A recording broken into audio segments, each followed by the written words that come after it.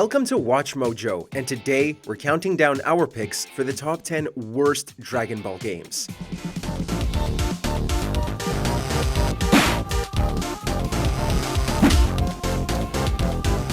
For this list, we'll be looking at this iconic anime's less than Super Saiyan video games. Do you own any of these Dragon Ball duds? Let us know which one you have the most buyer's remorse for. Number 10. Dragon Ball Z Super Butoden 3.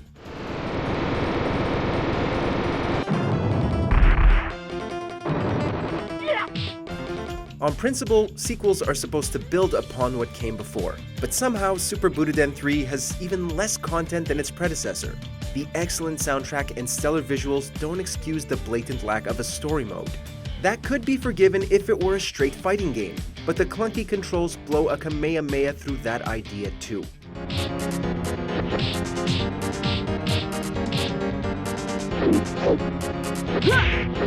Even worse, it inexplicably cut over half the roster of Super Butoden 2 and replaced them with some truly head-scratching additions. Unless you really want to play as Supreme Kai, there's just nothing this game does that Super Butoden 2 doesn't do better.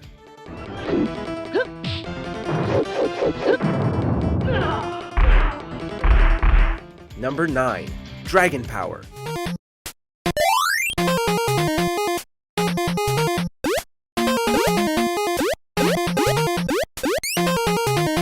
Admittedly, there's nothing too offensive about this adventure beat-em-up. It's straightforward and overly simple, but for an NES title, it's a neat ride on the Nimbus. The issue is that it's not really a Dragon Ball game at all, at least not in North America.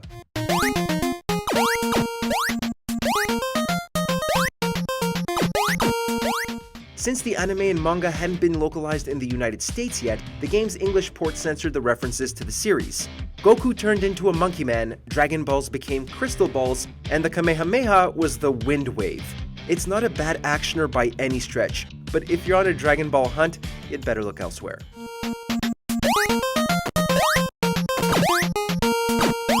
Number 8. Dragon Ball Z Ultimate Battle 22.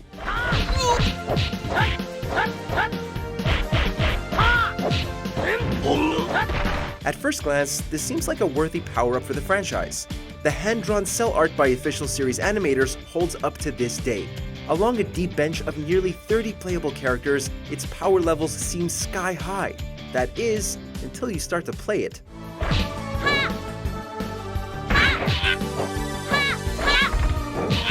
Just picking a character from the cluttered start screen is a hassle. Then, if you don't fall asleep during the asinine load times, you're treated to some of the slowest and most plodding combat the series has ever seen. From a franchise all about high-speed fights, looking pretty just isn't enough. Ultimate Battle 22 totally missed the gameplay part of a video game.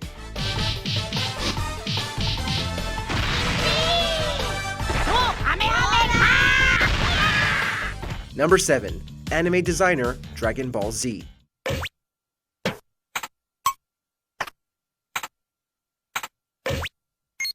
There's a distinct lack of depth, progression, or really any form of fun at all in this CD-ROM. You just pick a background, grab a character portrait, and go wild with a handful of colors and filters. That's it.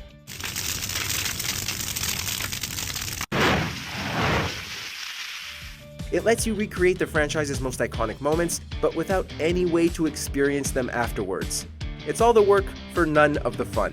Sure, you can make Goku throw a spirit bomb or give Vegeta a mustache, but it's hard to care when there's so little to actually do. It's telling that within a few minutes of booting it up, you will have seen everything this game has to offer.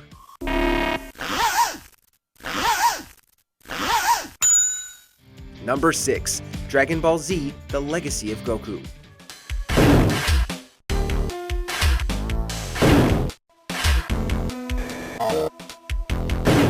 The spiky-haired Saiyan has had a lot of downright legendary moments across the series. But instead of starting with any of those, the first level of Goku's so-called legacy is about collecting Master Roshi's dirty magazines. We aren't kidding, it's a good indicator of the rest of the game, which is padded with boring side quests and excessive grinding.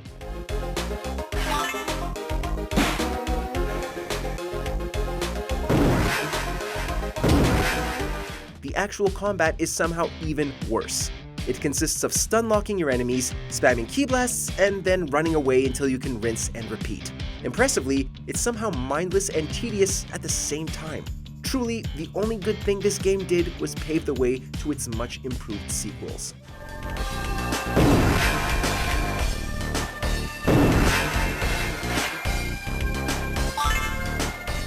Number 5. Dragon Ball GT Final Bout.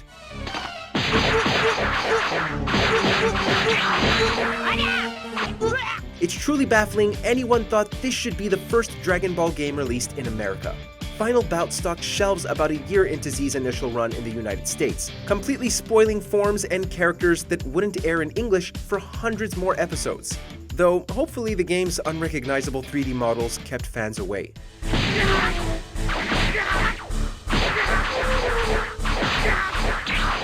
Honestly, it's remarkable to make a game that looks, feels, and controls as horrible as this. But at least if you beat the tournament mode, you get to fight Golden Great Ape Baby. Or half of him. No, it's not a joke. On the bright side, after this, the series' gaming prospects had literally nowhere to go but up.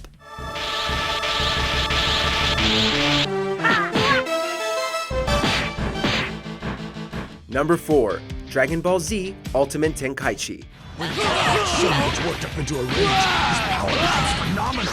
Why you? He's the closest one to becoming a Super Saiyan. After years of wishing for Shenron, fans finally got a character creation mode in 2011.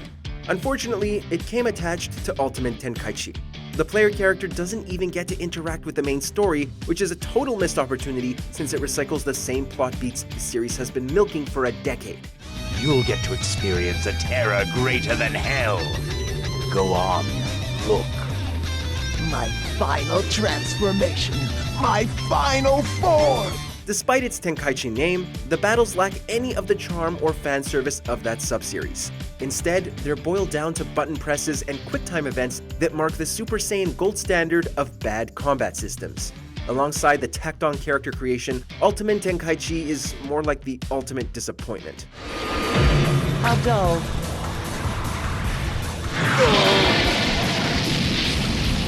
Number 3. Dragon Ball Z Taiketsu.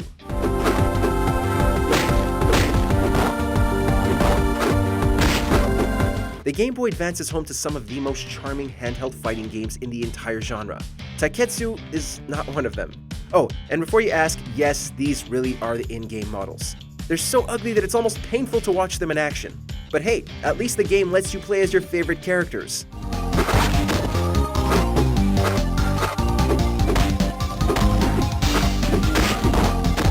Like Imperfect Cell and First Form Frieza. Yeah, lame doesn't even begin to cover it. The roster is horrible, the characters are comically unbalanced, and the only thing resembling content is a screen of text at the end of a generic arcade mode. The only thing Taiketsu succeeds at is being an unintentional parody. Number 2. Dragon Ball Z Sagas.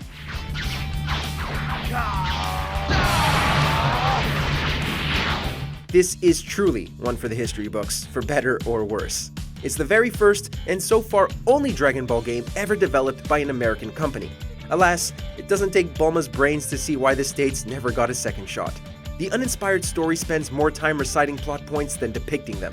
Though, maybe that's a mercy considering the controls are downright broken.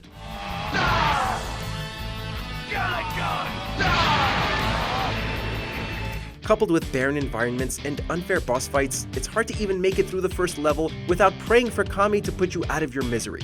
It's a buggy, flawed mess at a fundamental level, and not even in a so bad it's good way. It's just bad, full stop.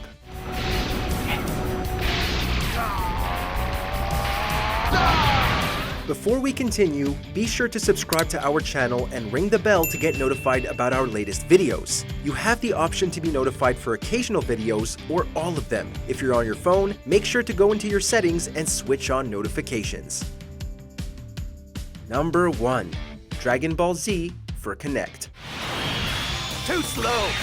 Take this!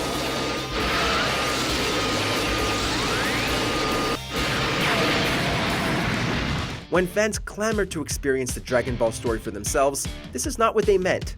There's some novelty in the idea of striking the series' iconic poses to perform special moves, but it's completely butchered by one of the laziest story modes the franchise has ever seen.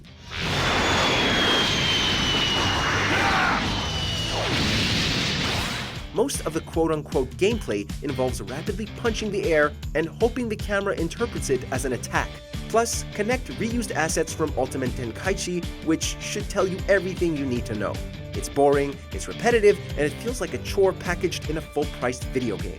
But most of all, it's hands down the worst way to experience Dragon Ball.